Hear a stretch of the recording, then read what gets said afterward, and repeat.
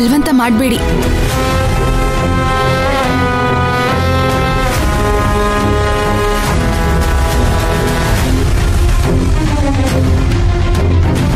ಇಷ್ಟೊತ್ತು ಈ ವಿಷಯನ ಹೇಳೋದು ಬೇಡ ಅನ್ಕೊಂಡಿದ್ದೆ, ಆದ್ರೆ ನೀನ್ ನನ್ನ ಮಾತೇ ಕೇಳ್ತಿಲ್ಲ.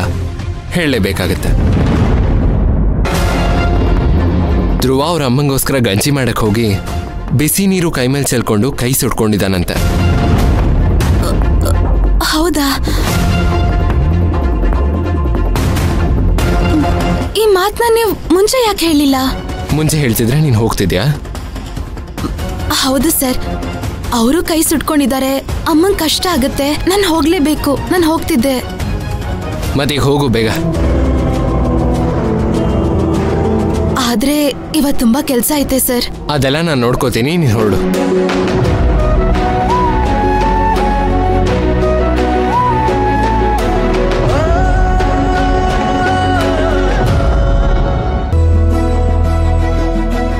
ಸರ್, ನೀವು ಈ ಕಂಪ್ನಿ ಬಾಸು.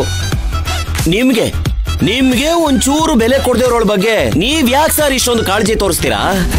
ನಿಮ್ ಬಗ್ಗೆ ಅಷ್ಟೊಂದು ಗೌರವ ಇದ್ದಿದ್ರೆ ನೀವು ಹೇಳಿದ್ರಿ ಅಂತ ನಾನು ಹೋಗಿ ಹೇಳ್ದಾಗ್ಲೇ ಹೋಗಿರ್ತಿದ್ಲು. ಬಾಸ್ ಅಂದ್ರೆ ಸೆಲೆಬ್ರಿಟಿ ಇದ್ದಂಗೆ ಇರ್ಬೇಕು ಸರ್. ಅವಾಗ ಬಂದು ದರ್ಶನ ಕೊಡ್ಬೇಕು. ಹಿಂಗ್ ದಿನ ಬಂದು ದರ್ಶನ ಕೊಟ್ರೆ ನಿಮ್ಗೆ ಯಾರು ಬೆಲೆ ಕೊಡಲ್ಲ. ಬಾಲರಾಜ್, ಯಾರು ಬೆಲೆ ಕೊಡ್ತಾರೆ ಯಾರು ಬೆಲೆ ಕೊಡೋದಿಲ್ಲ ಅನ್ನೋದನ್ನ ನಾನು ನಿಮ್ಮಿಂದ ಕಲಿಬೇಕಾಗಿಲ್ಲ.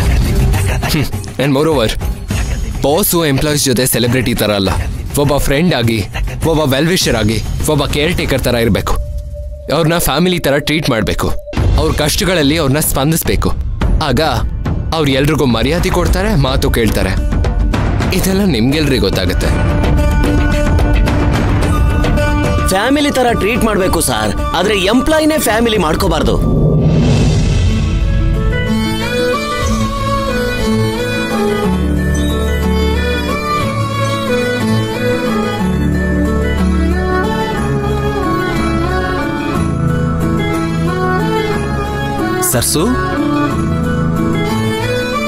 ಸರ್ಸು ಎದ್ದಾಳಮ್ಮ. ಯಾಕಪ್ಪ? ಸ್ವಲ್ಪ ತಿನ್ನೆದೇಳು. ಬ್ರೆಡ್ ಜಾಮ್ ತಂದಿದ್ದೀನಿ, ತಗೋ. ಬೇಡ ಕಣೋ, ನಂಗೆ ತುಂಬಾ ಆಯಾಸ ಆಗ್ತಿದೆ. ಬೇಡ ಕಣೋ. ನೀನ್ ತಿಂದಿಲ್ಲ, ಅದಕ್ಕೆ ಸುಸ್ತಾಗ್ತಿದೆ. ಎದಳು. ಅಯ್ಯೋ ಬೇಡ. ಸ್ವಲ್ಪ ಒಂದ್ ಸ್ಲೈಸ್. ಆಗ್ತಾ ಇಲ್ಲ ಕಣೋ, ನನ್ನ ಕೈಲಿ ಏನೂ ತಿನ್ನಕ್ ಆಗ್ತಿಲ್ಲ. ಅದ್ ಸೇರಲ್ಲ ಕಣಪ್ಪ, ಬ್ರೆಡ್ ನಂಗೆ ಬೇಡ. ಜ್ವರದ ಬಾಯಿಗೆ ರುಚಿ ಸೇರುತ್ತಾ? ಈಗ ರುಚಿಗಿಂತ ಹೊಟ್ಟೆ ತುಂಬೋದು ಮುಖ್ಯ. ತಗೋ, ತಿನ್ನು. ಬೇಡ ಕಣೋ, ಬಾಯೆಲ್ಲ ಕಹಿ. ಇನ್ನು ನನ್ನ ಸೊಸೆ ಮೈನಾ ಬರ್ತಾಳಲ್ಲ, ಅವಳೇನಾದ್ರೂ ಮಾಡ್ಕೊಡ್ತಾಳ ಬಿಡು. ಅಲ್ಲಿ ತನಕ ಉಪವಾಸ ಇರ್ತೀಯಾ? ಸರಿ ಇರು, ನಾನೇನಾದ್ರೂ ಮಾಡ್ಕೊಂಡು ತರ್ತೇನೆ. ಅಯ್ಯೋ, ನೀನೇನ್ ಮಾಡ್ತೀಯಪ್ಪ? ಇನ್ನೇನ್ ಮಾಡ್ಲಿ, ಗಂಜಿನೇ ಮಾಡ್ಕೊಂಡು ಬರ್ತೀನಿ. ಯಾಕೆ, ಇನ್ನೊಂದ್ಸರಿ ಕೈ ಸುಟ್ಕೋಬೇಕಾ? ಹುಷಾರಾಗಿ ಮಾಡ್ಕೊಂಡು ಬರ್ತೀನಿ, ಇರು. ಏನು ಬೇಡ, ನಾನೇನೋ ಮಾಡ್ಕೋತೀನಿ. ಸರ್ಸು, ನಿನ್ಗೆ ಹುಷಾರಿಲ್ಲ, ನಿನಗ್ ಸುಸ್ತಾಗ್ತಿದೆ ಅಂತಿದ್ಯಾ? ಅಡ್ಗೆ ಮನೆಗೆ ಹೋಗಿ ಸುಸ್ತಾಗಿ ಬಿದ್ರೆ ಏನ್ ಮಾಡ್ತೀಯ ಅವಾಗ? ಹಾಗಾದ್ರೂ ಒಂದ್ ಕೆಲ್ಸ ಮಾಡು. ಏನ್ ಮಾಡ್ಲಿ? ನೀನು ಏನು ಮಾಡೋದ್ ಬೇಡ, ನಾನು ಮಾಡೋದ್ ಬೇಡ. ಹೋಟೆಲ್ಗೆ ಹೋಗಿ ಏನಾರು ತಗೊಂಡ್ ಬಂದ್ಬಿಡಪ್ಪ.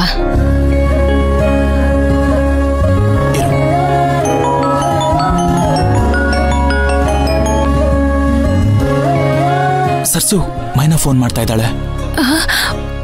ಮಾತಾಡು. ಹಲೋ ಮೈನಾ ಅವ್ರೆ.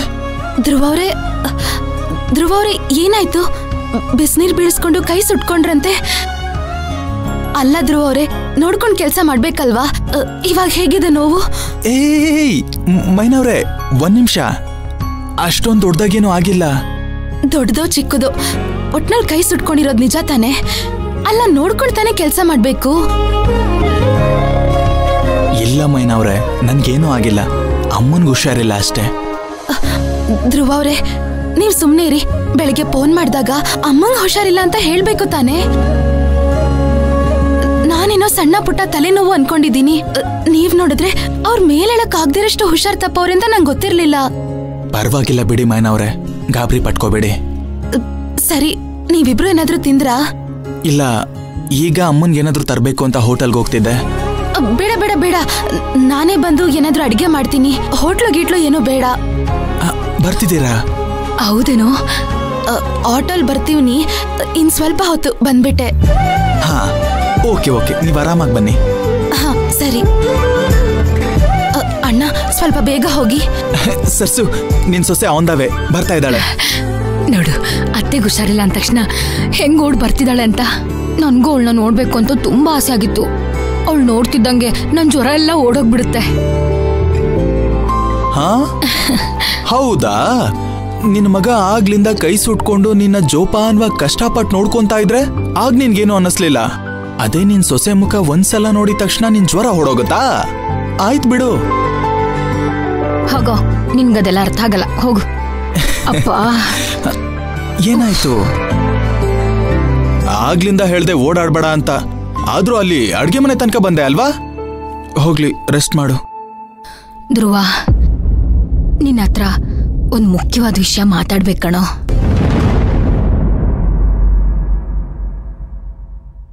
ಏನ್ ವಿಷಯ ಸರ್ಸು?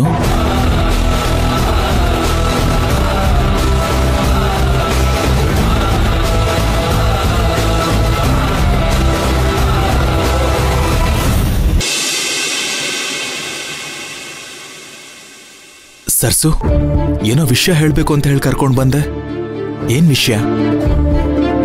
ಅವತ್ ನಿಮ್ಮ ಮಾವ ಮನೆಗ್ ಬಂದು ಮಾತಾಡ್ ಹೋದ್ಮೇಲೆ ಪ್ರತಿ ಕ್ಷಣನೂ ಅವ್ರ ಮಾತುಗಳೇ ನನ್ ಕಿವಿಲಿ ಗುಣಗುಡ್ತಿದೆ ಕಣೋ. ಸರ್ಸು, ಮೊದ್ಲೇ ನಿನ್ಗೆ ಹುಷಾರಿಲ್ಲ, ಸುಸ್ತಂತ ಹೇಳ್ತಾ ಇದ್ಯಾ. ಇದ್ರ ಮಧ್ಯದಲ್ಲಿ ಅದ್ರ ಬಗ್ಗೆ ಎಲ್ಲ ಯೋಚನೆ ಮಾಡ್ಕೊಂಡು ಮನ್ಸೇನ ಕೆಡಿಸ್ಕೊತಾ ಇದ್ಯಾ? ಹೋಗ್ ರೆಸ್ಟ್ ಮಾಡು ಸರ್ಸು. ಹಾಗಲ್ಲ ಕಣೋ, ತಪ್ಪು ನಮ್ ಕಡೆಯಿಂದ ಆಗಿದೆ. ತಪ್ಪು ನಮ್ದಾದಾಗ ತಲೆ ಬಾಗೋದ್ರಲ್ಲಿ ಏನೂ ತಪ್ಪಿಲ್ಲ. ನಂಗೆ ಹುಷಾರಾದ್ಮೇಲೆ ನಾನು ಹೋಗಿ ಒಂದ್ಸರಿ ತುಳಸಿನೂ ಅತ್ತೆನೂ ಮಾತಾಡ್ಸ್ಕೊಂಡ್ ಬರ್ಬೇಕು ಕಣೋ. ಸರ್ಸು, ನಾವಿವಾಗ ಅಲ್ಲಿ ಹೋದ್ರೆ ನಮಗ್ ಮರ್ಯಾದೆ ಇರ್ತಾ ಹೇಳು? ಫಸ್ಟೇ ಅತ್ತೆ ನಮ್ಮ ಮೇಲೆ ಕೆಂಡದಷ್ಟು ಕೋಪ ಇಟ್ಕೊಂಡಿದ್ದಾರೆ.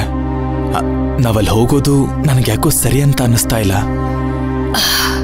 ನೋಡು, ಆರೋಪ ಅನ್ನೋದು ಕೆಂಡದ ತರ. ಅದನ್ನ ಆರಿಸಿಲ್ಲ ಅಂದ್ರೆ ಯಾವಾಗ್ಲೂ ಸುಡ್ತಾನೆ ಇರುತ್ತೆ. ಇವಾಗ ನಾವು ಹೋಗ್ಲಿಲ್ಲ ಅಂದ್ರೆ ಶಾಶ್ವತವಾಗಿ ನಮ್ಮ ಅಣ್ಣನ ಸಂಬಂಧನೇ ಕಳ್ಕೊಂಡ್ಬಿಡ್ತೀನಿ ಕಣೋ. ದಯವಿಟ್ಟು ಆಗಲ್ಲ ಅನ್ಬೇಡ. ನಾವು ಬರೋ ವಾರದಂಗೆ ಊರ್ಗೋಗಿ ಬಂದ್ಬಿಡೋಣ ಕಣೋ.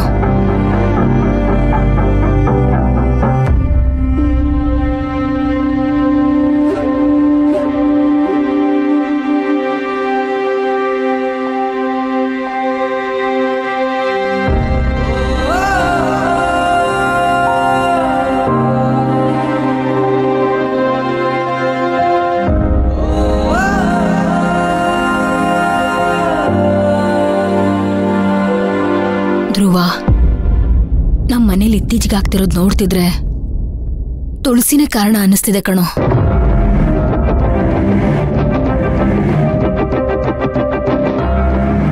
ಸರ್ಸು, ಏನ್ ಹೇಳ್ತಾ ಇದ್ಯಾ? ಪಾಪ ತುಳಸಿ ಏನ್ ಮಾಡೋದ್ಲು? ಅವಳೇನು ತಪ್ಪು ಮಾಡಿಲ್ವೋ?